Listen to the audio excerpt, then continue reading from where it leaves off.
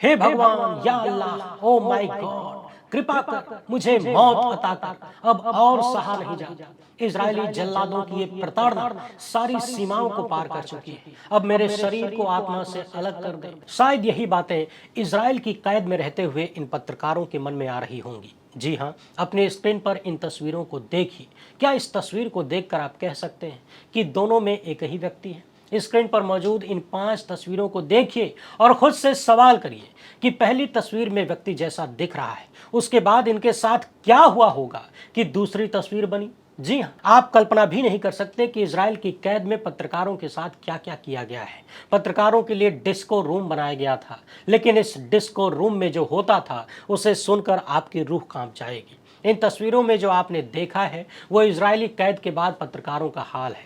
किस किस के साथ कैसी कैसी बर्बरता की गई, सब कुछ विस्तार से जानेंगे। कैसे उन्हें भूखमरी का शिकार बनाया गया, उनके साथ यौन हिंसा हुई, कुत्तों से हमला करवाया गया, उनके लिंग पर कैसे चोट पहुंचाई गई, कैसे बिजली के झटके दिए गए। ये सारी चीजें सुनकर आपको यकीन नहीं होगा कि ये सारी दरिंदगी वो इजराइल कर रहा है जिसे अमेरिका का समर्थन है, और वो अमेरिका खुद को दुनिया का सबसे पुराना लोकतंत्र कहता है। और ये सारी चीजें एक दो पत्रकारों के साथ नहीं हुई हैं, बल्कि कम से कम 58 पत्रकारों ने शारीरिक मानसिक उत्पीड़न की जो कहानी बताया है वो दुनिया के उन तमाम देशों के मुंह पर तमाचा है जो लोकतंत्र के नाम पर और अधिकारों के नाम पर होर्मुज के बंद होने पर रोना धोना मचा रहे हैं। वैसे आपको बता दें, वे पत्रकार जिनके साथ इजराइल में प्रताड़ना हुई मगर फिर भी जिंदा बच गए, ये लोग बहुत ही किस्मत वाले थे, क्योंकि इजराइल ने तो पत्रकारों की हत्या में रिकॉर्ड बना दिया है। जी हां, पूरी दुनिया में इजराइल टॉप कर रहा है जर्नलिस्ट की हत्या करने के मामले में।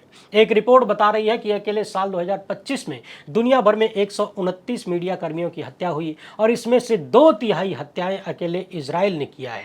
वहीं दूसरी रिपोर्ट बताती है कि इजराइल गजा युद्ध में 200 से ज्यादा पत्रकारों की हत्या की जा चुकी है और कुछ को छोड़कर ज्यादातर को इजराइल ने ही मारा है। यानी अब तक तो इजराइल को मानवता का दुश्मन, इंसानियत का हत्यारा ही कहा जाता था, लेकिन ये सारे रिकॉर्ड बता रहे हैं कि इजराइल फ्रीडम ऑफ स्पीच यानी प्रेस की स्वतंत्रता यानी लोकतंत्र का भी हत्यारा है। ये तमाम खबरें इस तरफ इशारा कर रही हैं कि इजराइल ने जिस तरह से चुनिंदा तरीके से पत्रकारों की हत्याएं करवाया है वो सिर्फ और सिर्फ फ्रीडम ऑफ स्पीच का दुश्मन ही कर सकता है। अभी हालिया घटना को देखिए तो लेबनान में इजराइल ने 3 पत्रकारों की हत्या किया है, ताजा ताजा। और समझने वाली बात यह है कि हाल ही में 9 पैरामेडिक्स के लोग भी मारे गए हैं। इस खबर में सबसे ज्यादा गौर करने वाली बात यह है कि इजराइल ने कथित रूप से जानबूझकर पत्रकारों को ही निशाना बनाया, जबकि पत्रकार जिस गाड़ी से जा रहे थे उस पर साफ तौर पर प्रेस की पहचान लगाई गई थी। यानी प्रेस की पहचान शायद इसलिए लगाई गई थी कि उनको निशाना नहीं बनाया जाएगा, लेकिन ये प्रेस वाले शायद भूल गए थे कि इजराइल के लिए दुनिया की कोई नियमावली, कोई नैतिकता, कोई प्रावधान काम नहीं करता है। जिनेवा कन्वेंशन में जो भी सिद्धांत आए थे वो इजराइल के लिए बेमानी है। कहा जाता है कि पत्रकार सैनिक नहीं होते हैं, इसलिए उन्हें सीधे निशाना बनाना गैर कानूनी है। उन्हें जानबूझकर निशाना नहीं बनाया जा सकता, बिना कारण गिरफ्तार भी नहीं किया जा सकता। यदि गिरफ्तारी हो भी जाए तो मानवीय व्यवहार जरूरी है। यानी युद्ध के दौरान भी पत्रकारों को सुरक्षा दी जाती है, उन्हें युद्ध से अलग रखा जाता है, विशेष सुविधाएं दी जाती हैं, कोई भी पक्ष उन्हें निशाना नहीं बनाता है। लेकिन इजराइल के लिए ये सारी बातें लागू नहीं होती। वरना देखिए ना, अल जजीरा की यह खबर साफ साफ बता रही है कि लेबनान में 3 पत्रकारों को उनकी गाड़ी को जानबूझकर पहचान करके निशाना बनाया गया। यानी कहां तो प्रेस की निशानदेही मिलने पर जान बख्श देनी चाहिए, उल्टे इजराइल के मामले में प्रेस की निशानदेही होने पर ही हत्या कर दी जाती है। इस पूरे वीडियो को आखिर तक देखिएगा। कोई मुल्क और उसकी पूरी व्यवस्था, उसकी पूरी विचारधारा किस कदर अमानवीय हो सकता है, किस कदर इंसान के लिए इंसान खतरनाक हो सकता है, प्रताड़ना की क्या हदें हो सकती हैं, उन सब का उदाहरण आपको देखने के लिए मिलेगा और सुनकर आपकी रूह कांप जाएगी। इसके साथ ही पत्रकारों की हत्या के मामले में इजराइल ने जो रिकॉर्ड बनाया है उसका जो डेटा है वो भी आपके सामने रखूंगा। आगे बढ़ने से पहले आप सभी से एक छोटी सी अपील है, पहली बार है तो चैनल को सब्सक्राइब करके घंटी बजा दीजिए टन से। हर वीडियो को लाइक और शेयर करना आपकी जिम्मेदारी है। इसके अलावा आपको पता है कि हम किसी धन्ना सेठ या राजनीतिक दल के दम पर चलते नहीं, तभी खुलकर उन मुद्दों पर बात हो पाती है जिन्हें छुपाने के लिए गोदी मीडिया को पैदा किया गया है। हमारा काम पसंद आता हो तो इस QR कोड या फिर मोबाइल नंबर का प्रयोग करते हुए जो भी हो सके आर्थिक सहयोग भेजने का प्रयास जरूर करें। वैसे भी मुझे पूरा भरोसा है कि इस तरह के मुद्दों को उठाने पर वीडियो को डिमोनेटाइज किया जा सकता है, क्योंकि अक्सर यही होता आया है। असली मुद्दों और छुपाई जा रही खबरों को जानने सुनने का आपके पास भी केवल एक ही जरिया है। स्वतंत्र लोगों को बचाए रखिए, अपना सहयोग बनाए रखिए। इस चैनल को आपके साथ की जरूरत है। और हाँ, व्हाट्सएप पर, अन्य सोशल मीडिया पर जहां भी हो सके ज़्यादा से ज़्यादा वीडियोज़ को शेयर किया करिए, क्योंकि जो रोकना चाहते हैं उनके पास तमाम संसाधन हैं रुकावट पैदा करने के लिए। हमारे पास खाली आप ही हैं। सबसे पहले तो ये देख लीजिए कि इजराइल ने किस तरीके से पत्रकारों की हत्या करने का रिकॉर्ड बनाया है। इसके बाद देखेंगे कि कैद में रखकर उसने पत्रकारों के साथ क्या क्या किया है। साल 2025 में पूरी दुनिया में 129 प्रेस कर्मियों की हत्या हुई और इन 129 में से 2/3 मौतों के लिए अकेले इजराइल जिम्मेदार है। यानी पूरी दुनिया में 129 मीडिया कर्मी मारे गए, इसमें से 86 को अकेले इजराइल ने मारा है। एक संस्था है कमिटी टू प्रोटेक्ट जर्नलिस्ट्स, जिनके दुनिया भर में 40 से ज़्यादा एक्सपर्ट हैं। ये लोग प्रेस की स्वतंत्रता के उल्लंघन होने पर पीड़ितों की ओर से रिपोर्टिंग करते हैं, कार्यवाही करते हैं, यानी पत्रकारों के लिए आवाज़ बनते हैं, उनकी मदद करते हैं। और इनका कहना है कि पिछले 30 साल से भी ज़्यादा वक्त से जो रिकॉर्ड इन्होंने अब तक बनाया है, उसमें 2025 का साल सबसे खतरनाक रहा, क्योंकि इस एक साल में 129 पत्रकार मारे गए पूरी दुनिया में। साल 2024 में भी रिकॉर्ड बना था, लेकिन 25 ने 24 का भी रिकॉर्ड तोड़ दिया। समझने वाली बात यह है कि जितने पत्रकार मारे गए उनमें से 60% अकेले फिलिस्तीन के पत्रकार थे, जो कि गजा से रिपोर्टिंग कर रहे थे, और इजराइल ने मार दिया। दुनिया भर में 75% से ज्यादा पत्रकार खाली युद्ध क्षेत्रों में मारे गए हैं। यह रिपोर्ट बता रही है कि 47 हत्याएं तो ऐसी हुई जो सीधे सीधे जानबूझकर की गई, यानी जिनमें स्पष्ट रूप से दिखता है कि निशाना बनाकर मारा गया है, चिन्हित करके पत्रकारों की हत्या की गई है। और ज्यादातर मामलों में इजराइल का खेल है, यानी इजराइल ने मारा है, यानी इजराइल जानबूझकर पत्रकारों की हत्या कर रहा है। यह रिपोर्ट यह भी बताती है कि 39 मामलों में साल 2025 में ड्रोन के द्वारा पत्रकारों की हत्याएं की गई हैं, और लगभग सभी मामले में कोई जांच नहीं हुई, किसी को कोई सजा नहीं मिली, मारने वाले बिना सजा के बच गए। इजराइल के अलावा सूडान में 9, यूक्रेन में 4 पत्रकारों की हत्याएं हुई, लेकिन सबसे खतरनाक स्थिति इजराइल गजा युद्ध में बनी है, जिसके लिए सीधे तौर पर इजराइल जिम्मेदार है। इस रिपोर्ट के अनुसार साल 2025 में ही इजराइल ने 86 पत्रकारों को मारा। सूडान ने 9, मैक्सिको ने 6, रसिया ने 4 और फिलीपींस ने 3 को। यह रिपोर्ट बताती है कि पत्रकारों की हत्या मामले में इजराइल की स्थिति सामान्य से काफी खराब हो चुकी है, खतरनाक हो चुकी है। खुद मिलिट्री के अफसर पत्रकारों की हत्याएं कर रहे हैं। यह रिपोर्ट यह भी बताती है कि पिछले 15 साल में सेना के अधिकारियों ने 373 पत्रकारों को जान से मारा है, जबकि अंतर्राष्ट्रीय कानून के तहत नागरिकों की सुरक्षा का दायित्व जिनके ऊपर है, उनके द्वारा जानबूझकर किसी पत्रकार को निशाना बनाना युद्ध अपराध है। यानी जो सेना लोगों की रक्षा के लिए बनी है, वही सेना पत्रकारों की हत्याएं कर रही है। मगर ऐसा लगता है कि इजराइल इन सभी चीजों से ऊपर उठ चुका है, और यह बात इसलिए कही जानी चाहिए क्योंकि होर्मुज के बंद होने से, तेल और गैस के महंगा होने से पूरी दुनिया में त्राहिमाम हो गया। बहुत सारे लोग ज्ञान ठेलने आ गए कि ऐसा नहीं करना चाहिए, समस्या हो रही है, होर्मुज को खोल देना चाहिए, संकट आ रहा है, मानवता के लिए ठीक नहीं है, राइट्स का उल्लंघन है। मगर मूल सवाल तो यह है कि इजराइल जब इतना कुछ कर रहा है तो फिर दुनिया भर के बड़े बड़े देशों की जबान क्यों नहीं खुलती? जरा पता लगाइए कि दुनिया के कितने राष्ट्र प्रमुखों ने इजराइल द्वारा की जा रही पत्रकारों की इन हत्याओं पर बोला है, और जरा पता यह भी लगाइए कि दुनिया के कितने बड़े संस्थानों ने इजराइल के इस हत्या कार्यक्रम पर सवाल उठाया है, यानी पत्रकार मारो कार्यक्रम पर सवाल उठाया है। सोचिए कि ड्रोन से खोज कर पत्रकारों की हत्याएं हो रही हैं। अकेले साल 2025 में 39 पत्रकार ड्रोन से मार दिए गए, और इसमें से लगभग 30 हत्याएं अकेले इजराइल ने किया है, वो भी ड्रोन से। यह रिपोर्ट बता रही है कि पत्रकार केवल युद्ध के समय रिपोर्टिंग में ही खतरे में नहीं होते। Bangladesh, Colombia, Mexico, Nepal, Philippines, Pakistan, सऊदी अरब और तो और भारत में भी पत्रकारों की खूब हत्याएं हुई हैं, जो ये दिखाता है कि इन देशों में कानून का शासन कमजोर हुआ है, आपराधिक गुटों को खुली छूट मिली हुई है, और भ्रष्ट राजनीति अनियंत्रित शक्ति का दुरुपयोग कर रही है। एक बार फिर से इन देशों का नाम सुन लीजिए जहां पर भारत को भी शामिल कर लिया गया है पत्रकारों की हत्या के मामले में। Bangladesh, Colombia, Guatemala, Mexico, Nepal, Peru, Philippines, Pakistan, सऊदी अरब और भारत। और सुनिए, मसला सिर्फ पत्रकारों तक ही सीमित नहीं रह गया है। पत्रकारों को चुप कराने, डराने, धमकाने के लिए उनके परिवार के सदस्यों या फिर करीबी लोगों पर भी हमला किया जाता है, और इस मामले में स्वतंत्र पत्रकारों को चुप कराने के लिए उनके परिवारों के खिलाफ हिंसा, धमकियां और तमाम चीजें की जाती हैं, और ये करने में ईरान का नाम भी है। ये रिपोर्ट बताती है कि इजराइल गजा युद्ध में पत्रकारों की हत्याओं की संख्या 200 से भी अधिक हो चुकी है। इजराइल ने 199 पत्रकारों की हत्या की, और इसमें 193 पत्रकार फिलिस्तीन से थे जो कि गजा में मारे गए।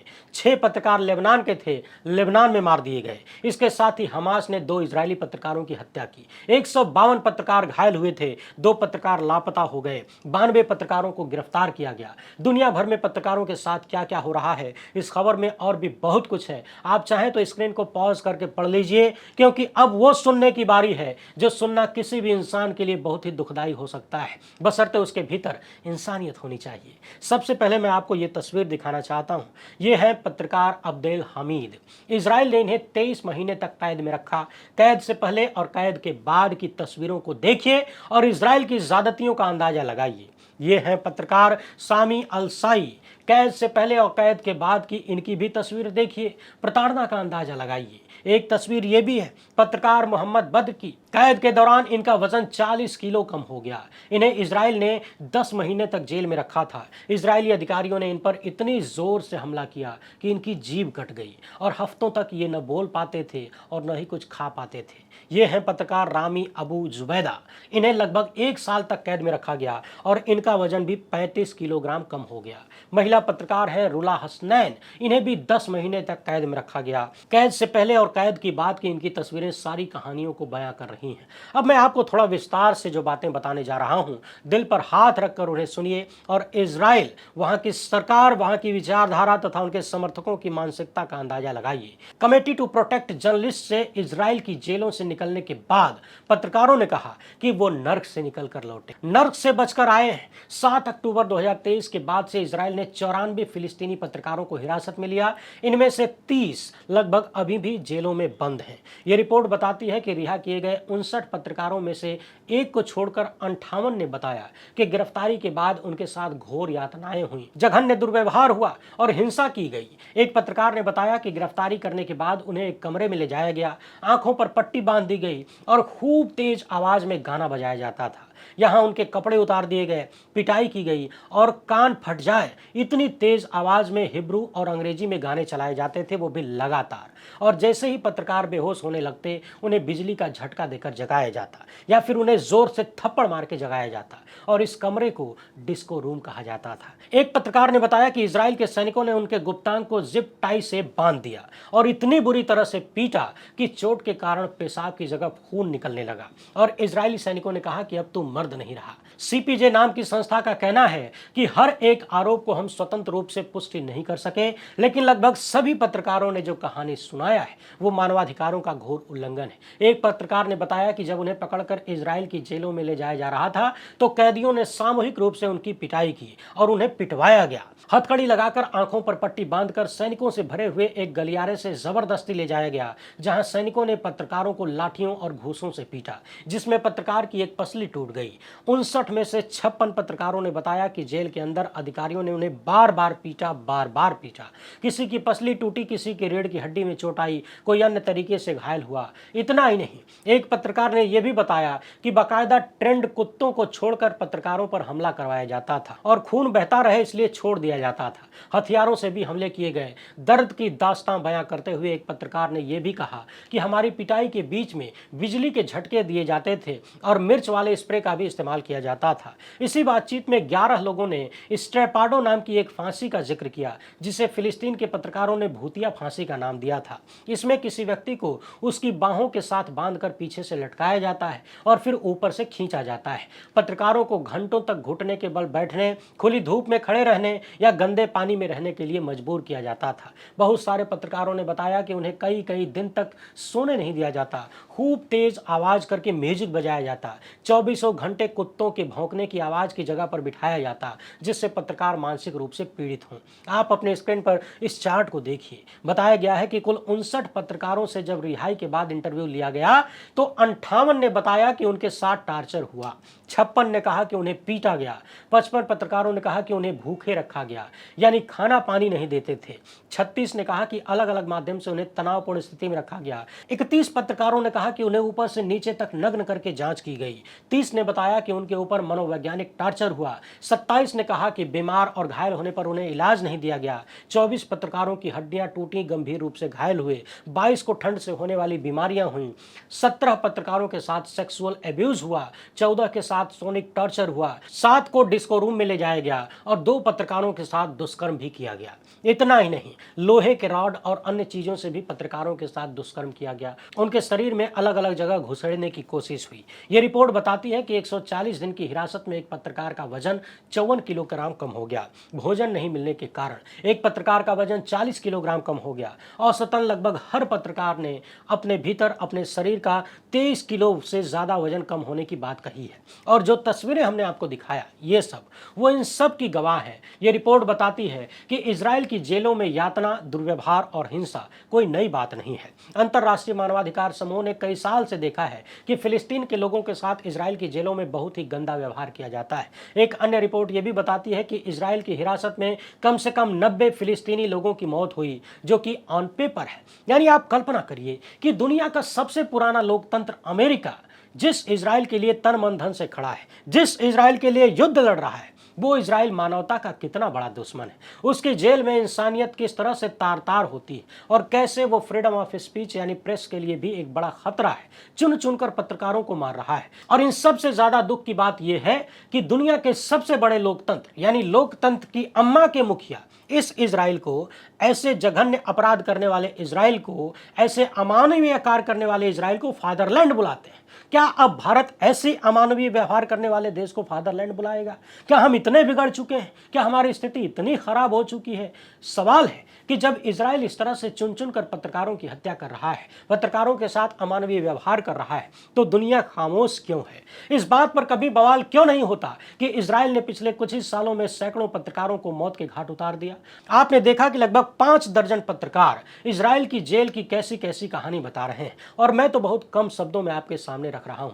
इस रिपोर्ट में और भी बहुत कुछ लिखा है। और सोचिए कि 15-20 मिनट की ये कहानी सुनाकर हमारा हाल ऐसा है, तो जिन लोगों ने महीनों तक ये प्रताड़नाएं झेली हैं, उनका हाल क्या होगा? इस वीडियो को ज्यादा से ज्यादा लोगों तक पहुंचाइए। ये भी एक इंसानियत का ही काम है। इन मुद्दों पर ज्यादा से ज्यादा चर्चा ही कुछ बदलाव का संकेत दे सकती है। बाकी हैवानियत दुनिया में राज करने निकल पड़ी है। देखते जाइए स्थितियां कहां तक पहुंचती हैं। फिलहाल इतना ही। पहली बार है तो चैनल को सब्सक्राइब कर लीजिए। हमसे जुड़ने के लिए बहुत बहुत धन्यवाद। जय हिंद।